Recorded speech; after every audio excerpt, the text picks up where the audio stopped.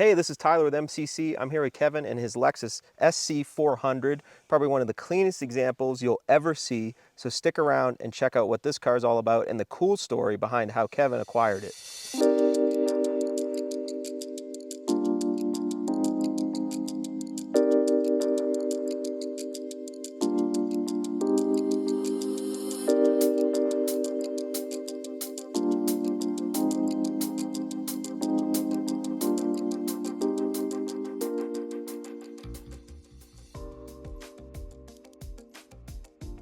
Tell me the story of this car. So it's a Lexus SC400. So it's a Lexus SC400. It's a 2000. I will be the first one to say that I'm not particularly a Lexus guy. Yeah, no, you're a huge... I'm a car guy. You're a car guy. But Lexus, I was never, a Lexus. Not that I disliked or liked Right. Lexus, I just didn't know much about them, and so. And based on the rest of the cars at your house, this one is very different. Yeah, it's not normally what I would. It's not what I would buy. Right. And so the way that I got this car, or came about, was it belonged to, originally it belonged to, people from Boise will know, it belonged to Keith Stein. Okay. Who, if you're familiar with Boise State, he's the Keith Stein of the Keith Stein marching band. Oh, okay. He's the guy that's supported the band early on, and he was also the owner of Stein Distributing. Okay. Which is a Budweiser distributorship here in Boise. So he bought the car new for his wife to drive in Palm Springs. So they bought the car in Oregon, I think in Portland, according to the paperwork, and then they kept it in Palm Springs from 2000 until about 2006. And then he brought the car back, and for some reason, I don't know if she didn't like driving it, or I don't know. Yeah. My dad, Kenny Schmidt, was friends with Keith. They were good friends, and they were at the Stagecoach having a drink, and he mentioned he wanted to sell this car, and so my dad bought it in 2006. Wow. So I was 6 years old when he picked it up, and my dad was not a car guy really at all. He was a golf guy. He liked golf, but he wasn't really into cars, so it was kind of not a standard purchase for him. Yeah. And he bought it from, I think he bought it because that was the year my daughter Alexa was born. So he's passed away now, but so I believe he bought it because it was a Lexus for Alexa. And so I think his original plan was to give it to her someday. And, Okay. And but she was just a baby. Yeah. So over time, he drove it maybe once or twice a year, or 3 times in the summer. He never drove it in the winter, just sat in the garage. Wow. And I knew he had it, but because I'm not a Lexus guy really, I didn't pay much attention to what it was. Right. I just kind of knew he had a Lexus and it was pretty nice, and he would drive it once in a while. And back then they didn't have any crazy following, or they weren't. They weren't really desirable. They weren't. Yeah, I mean, they were just. It was just a nice Lexus. Yeah. And so, as the years went by, unfortunately, he passed away in 2021, and so I inherited the car from him. Interestingly enough, at that time, I had been driving a BMW 3 Series convertible that was our very first new car, but it had gone way over 100,000 miles, and I was literally looking for other cars to get. I wanted to get a newer car. Yeah. And so I just started driving this one because it was available. Yeah, and so right. when I started driving it, I'm like, wow, this thing is pretty nice. And I started to do a little more research into the car and figured out that SC400s are pretty rare, and then this one particularly because 2000 is the very last year they made them. Mm-hmm. Yeah, they did 92 to 2000. 92 to 2000, and this was the very last model, was 2000, and they only made 324 for the 2000 year of the SC400 in 2000. Wow. So there's not a whole ton of them out there, and it just turned out that the more I drove it, the more I started to really love it, and Yeah. I just decided, you know what, I'm just not going to buy a new car. I'm just going to drive this one.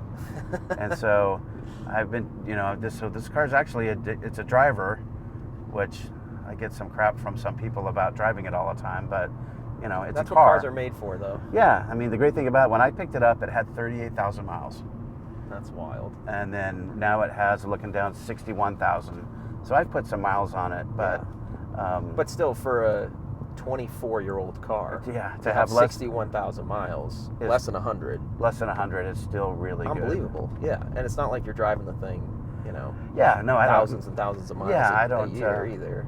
I don't go too far in it, but it's just turned out to be this really great car, and so that's how I ended up with, you know, becoming a fan of Lexus and this car.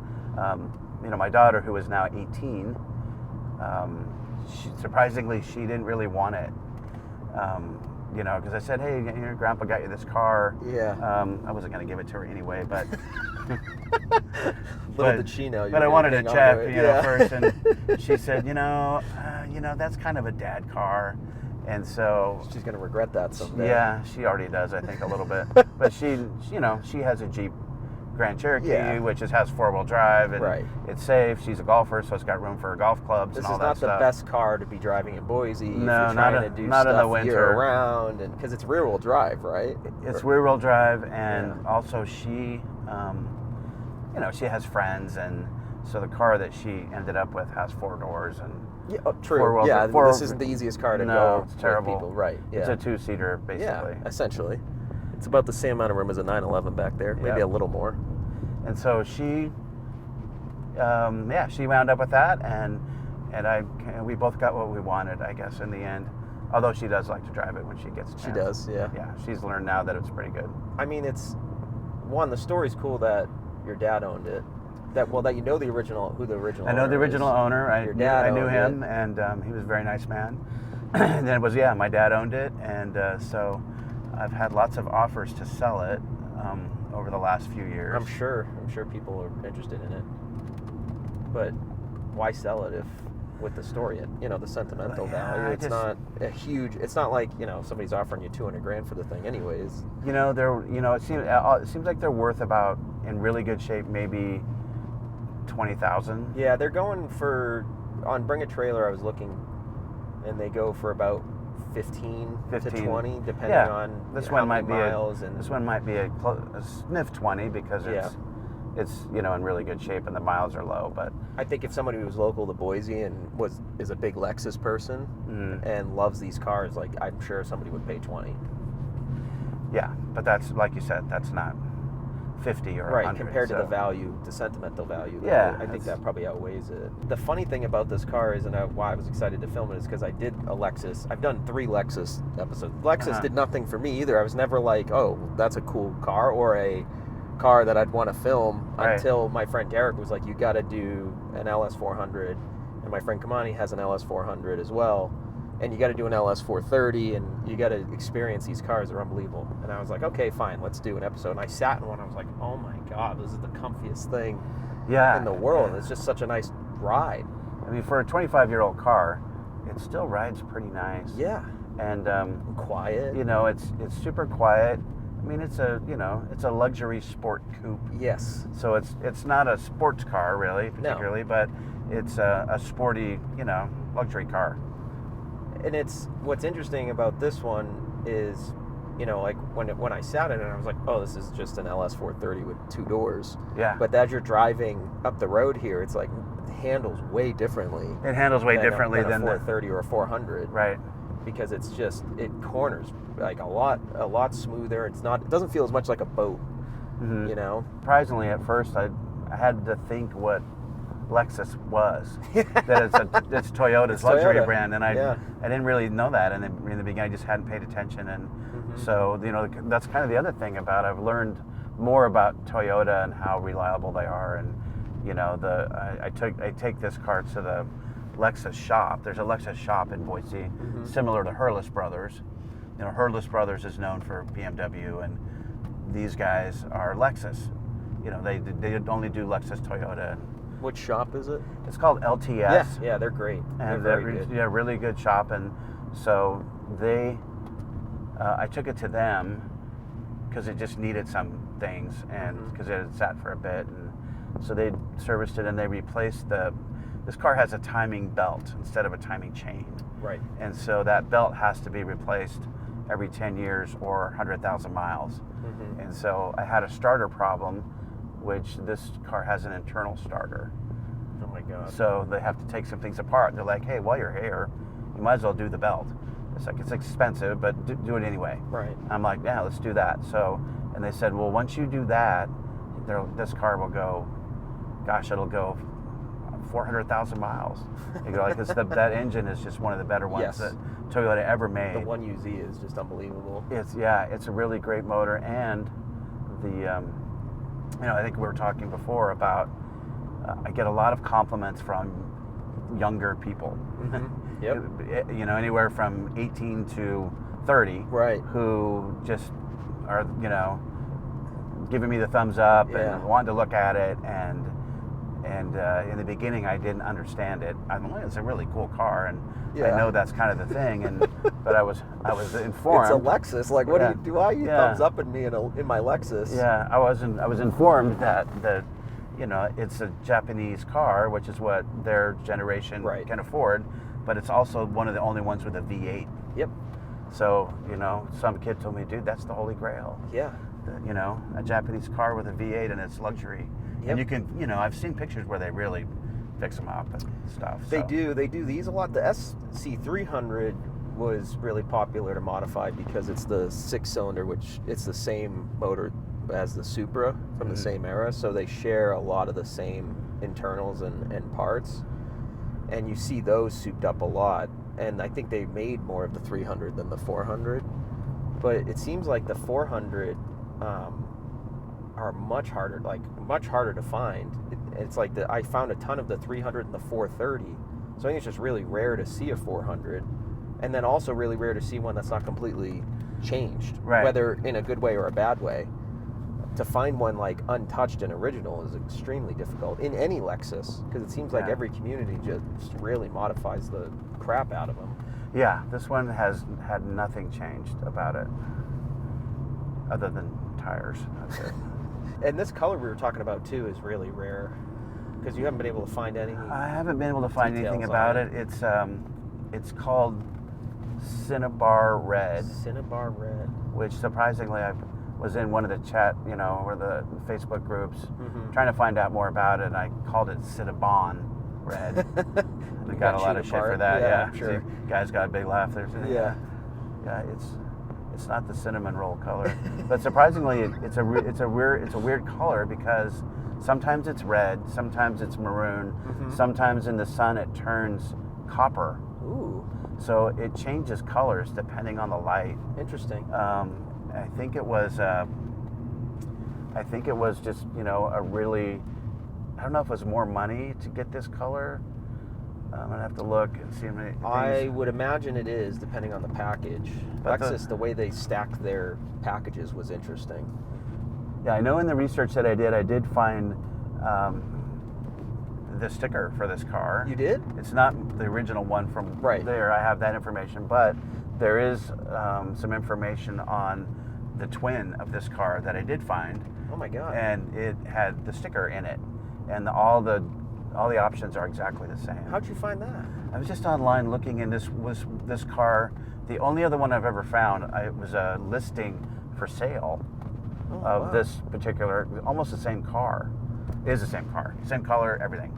Same interior, same options, and included in that sale was a picture of the sticker. Cool. And so you're unbelievable at the research side of things. Yeah, well, I researched the older cars. Yeah. I did a ton of research on them, and so I got pretty good at it. But interestingly enough, this car in 2000 was $62,000. Yeah. So that's an expensive car. It's an expensive car, and which makes sense, because Mr. Stein was a pretty wealthy guy. So, and it was made to compete with the Mercedes Coupes. I think so. And BMW and. Yeah, so it was and I think in 2000 Lexus was probably a little more, it was newer, right? Right. It wasn't not everybody was driving Lexus. No. So no, the LS400 was the first luxury one they did, and that was 1990, 91. or 89. Was that the first one they did? That was the first one, the luxury car they did, and that was $1 billion car. This motor is a $400 million R&D motor. Oh, really? Yeah.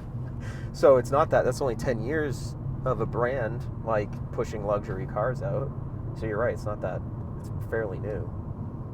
In terms of like you think about Mercedes, they were making luxury coupes and sedans as far back as the 60s or earlier.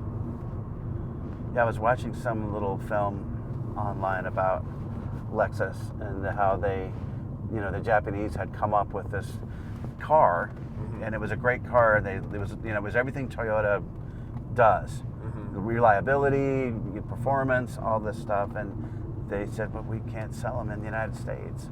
Yeah. And someone said, well, you got it wrong, because Americans don't care about that.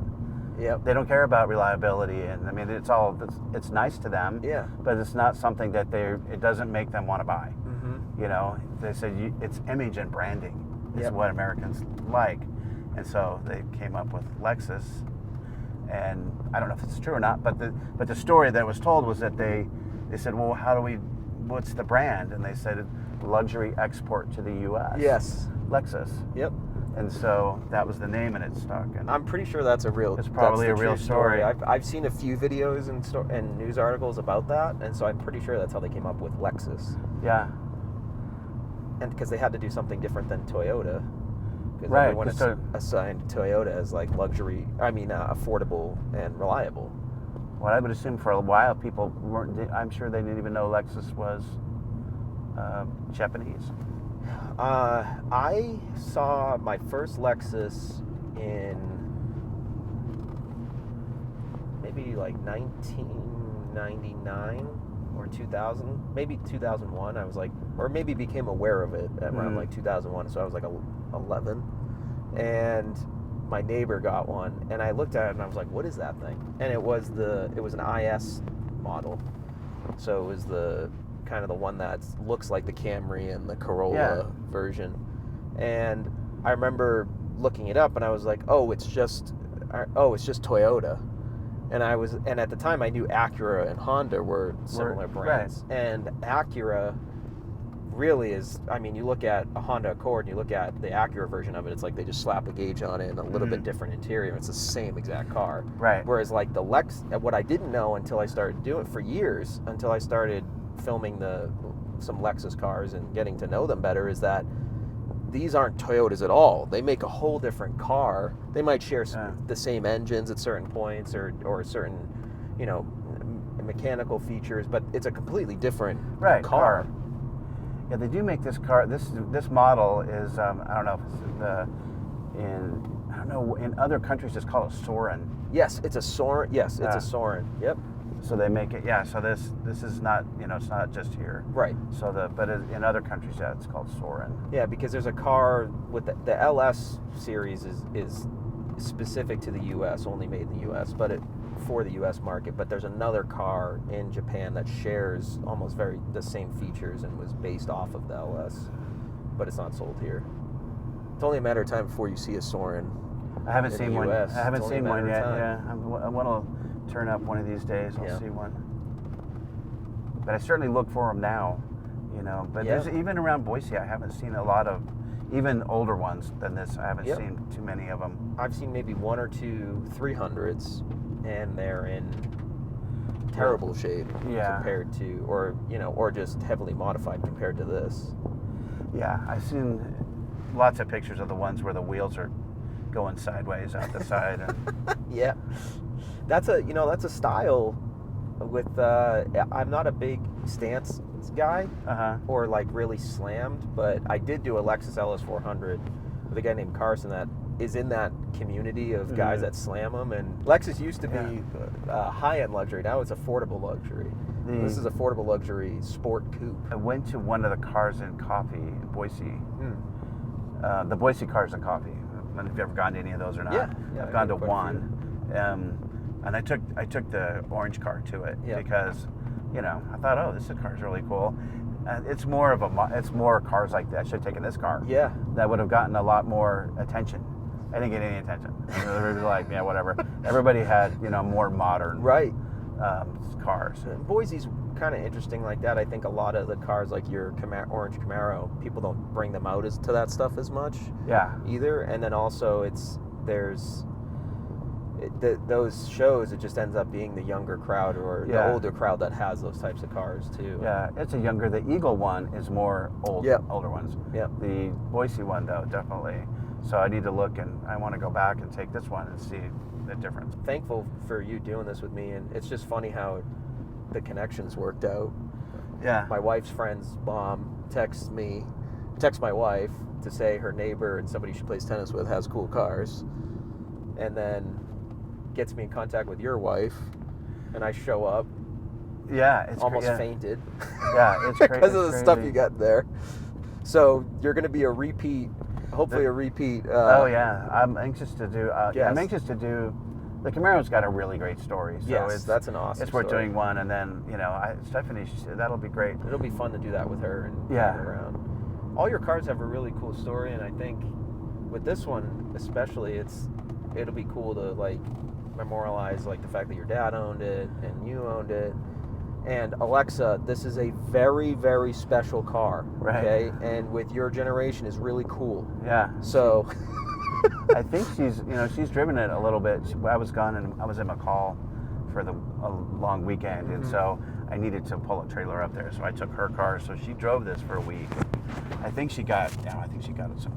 I mean, going from that to this too. Yeah, she got some pretty good. Comfy. She got some pretty good action from, I think, some of her friends. I'm sure. They're like, where'd you get that car? Hey, thanks for watching. Make sure to like and subscribe. Kevin has a lot of other cool cars that we'll have on the channel later. And so if you hit that subscribe button and turn on notifications, you'll get to see them. And we hope you enjoyed watching this awesome episode with this awesome car.